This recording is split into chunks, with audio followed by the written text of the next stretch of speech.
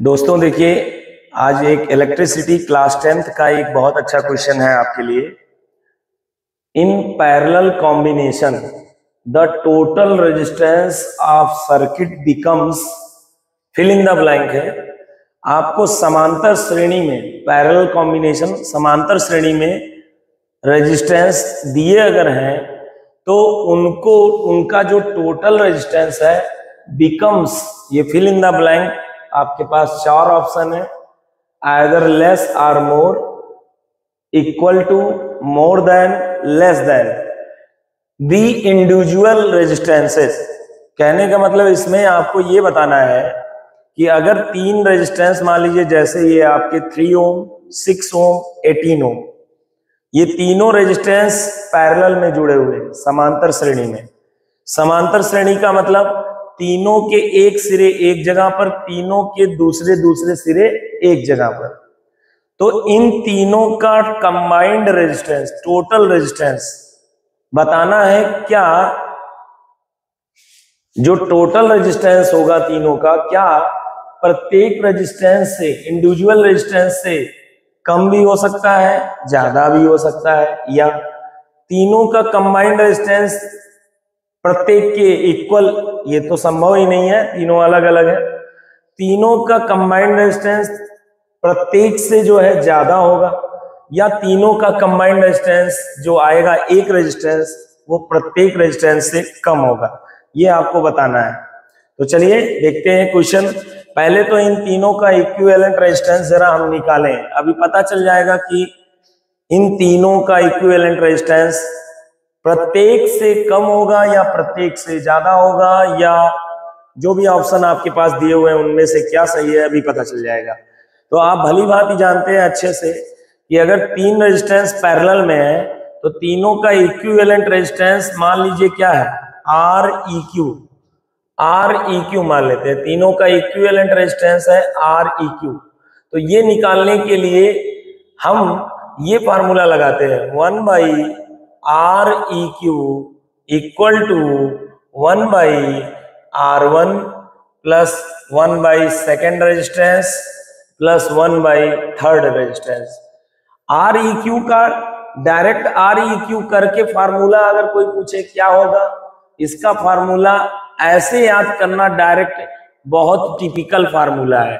तो हम लोग आर ई क्यू का डायरेक्ट फार्मूला नहीं याद करते, हम लोग 1 आर ई क्यू का फार्मूला ये याद करते हैं, और इसके जरिए पहले हमारा निकलेगा 1 R E Q, 1 R equivalent resistance आएगा, फिर इसको पलट देंगे तो आर ई क्यू तब आएगा। तो चलिए टोटल रेजिस्टेंस निकाला जाए। तो पहले 1 आर ई क्यू हमारे पास आएगा निकल के। कैसे आएगा? 1 R1 कितना है, 3 ओम, 1 R2 कितना है, 6 ओम, प्लस 1 R3 कितना है, 18 ओम। इन तीनों का एलसीएम क्या हो जाएगा, 18। ये आ जाएगा 6, ये 3, ये 1, टोटल 10/18। तो ये 1 आर ई क्यू आया है। अब एक काम कीजिए, इसको रिवर्स कर दीजिए, तब जाके इक्विवेलेंट रेजिस्टेंस आएगा आर ई क्यू। इसको भी रिवर्स कर दीजिए, 18 क्या हो जाएगा, 10, दैट इज 1.8 ओम। कितना रेजिस्टेंस इन तीनों के कंबाइंड रेजिस्टेंस, इनका कितना असर पड़ेगा, तीनों मिला के कितना इफेक्ट दिखाएंगे। मानो जैसे तीनों के जगह पर एक ही रेजिस्टेंस है, कितने ओम का, 1.8 ओम का। ये तीनों मिल के किसी बैटरी से जितना करंट लेंगे, ये 1.8 ओम रेजिस्टेंस उतना अकेले ही लेगा। अतः यह ही इन तीनों का इक्विवेलेंट रेजिस्टेंस है, आर ई क्यू। और ये कैसे निकाला जाता है, पैरेलल में जितने भी रेजिस्टेंस है उनका इक्विवेलेंट रेजिस्टेंस भली भांति आप जानते हैं। डायरेक्ट फार्मूला टिपिकल है, इसलिए हम 1 आर ई क्यू निकालते हैं। वो आता है 1 R1 plus 1 R2 plus 1 R3 से। 1 आर ई क्यू आने के बाद उसको रिवर्स करके आर ई क्यू आ जाता है। तो ये आर ई क्यू यही है तीनों का इक्विवेलेंट रेजिस्टेंस। अच्छे से आप देख पा रहे होंगे, जो टोटल रेजिस्टेंस है सर्किट का, टोटल रेजिस्टेंस ऑफ सर्किट, ये जो है, ये जो 1.8 ओम आया है, ये देखो 3 से भी कम है, 6 से भी कम है, 18 से भी कम है। तो पैरेलल में जितने रेजिस्टेंस लिए जाते हैं उनका टोटल रेजिस्टेंस, उनमें से प्रत्येक में जो उनमें सबसे कम होगा, जैसे इन तीनों में सबसे कम क्या है 3, उससे भी कम हो जाता है। याद रखिएगा, पैरेलल में जो टोटल रेजिस्टेंस होता है सभी का, वो इक्विवेलेंट रेजिस्टेंस उन रेजिस्टेंसों में से, अलग अलग रेजिस्टेंसों में से जो सबसे कम होगा उनसे भी ये कम हो जाता है। मतलब 3 से कम हो गया, ये 6 से तो कम है, 18 से भी कम, 3 सबसे कम होगा। और फिर से मैं अगर अपनी बात को बोलूं, जो टोटल रेजिस्टेंस है वो प्रत्येक से तो कम होगा, तो लेस देन यहां लगेगा। प्रत्येक से, इंडिविजुअल रेजिस्टेंस से क्या होगा, टोटल रेजिस्टेंस लेस होगा। Total resistance will be become less than the individual resistance, less than the individual resistance. Total resistance जो होगा प्रत्येक से कम होगा। और एक नई बात ऐड कर दे रहे हैं, ये जो टोटल रेजिस्टेंस, इनमें जो सबसे कम है उससे भी कम होगा। ये भी बात है, सबसे तो कम होगा ही, और जो सबसे कम है उससे भी कम होगा। तो अगर आपको कभी कई रेजिस्टेंस दिए हुए हैं और आप चाहते हैं कि टोटल रेजिस्टेंस कम हो जाए, तो उनको पैरेलल में लगाना चाहिए, तो टोटल रेजिस्टेंस उनका कम हो जाएगा। अब इन तीनों के जगह आप 1.8 ओम का लगा देंगे, करंट उतना ही लेगा लेकिन रेजिस्टेंस कम हो गया है। ठीक है, चलिए तीनों के जगह पे एक वायर कम ओम का अगर लेना है तो पैरेलल में लगाना चाहिए। नेक्स्ट क्वेश्चन चलने जा रहे हैं।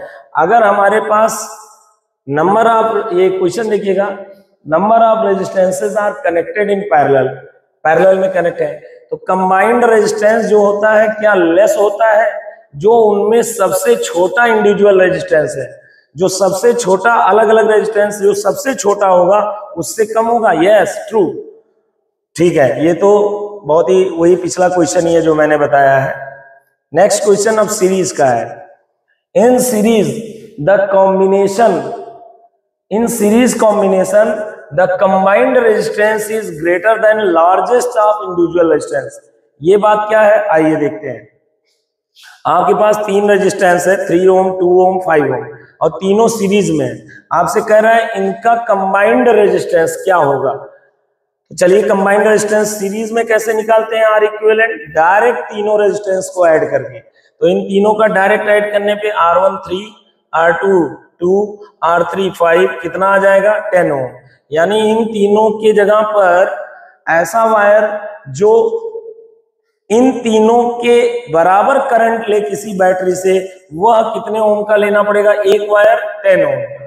तो ये इक्विवेलेंट रेजिस्टेंस हो गया। अगर इन तीनों के जगह एक वायर 10 ओम का ले लेंगे तो वो अकेले उतना ही करंट लेगा 20 वोल्ट की बैटरी से अगर कनेक्ट कर दें, तो ये तीनों मिलके जितना करंट लेंगे वो अकेले इतना करंट लेगा उसी बैटरी से।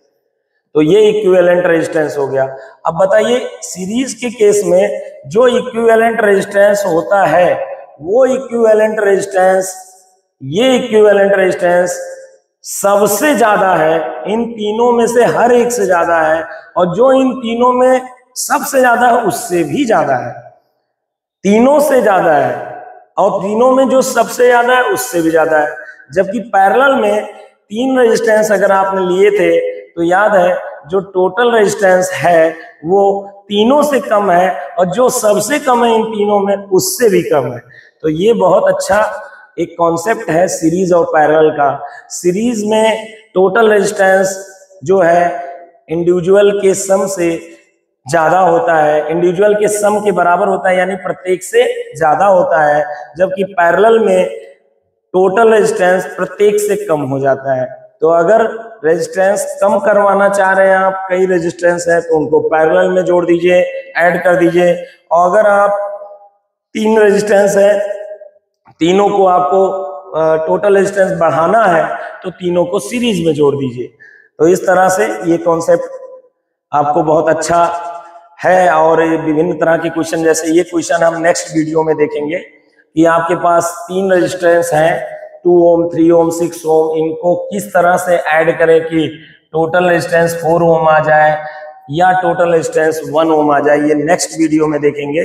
और आप लोगों से रिक्वेस्ट है वीडियो को लाइक और सब्सक्राइब करें, कृपया अपने दोस्तों को फॉरवर्ड करें। धन्यवाद।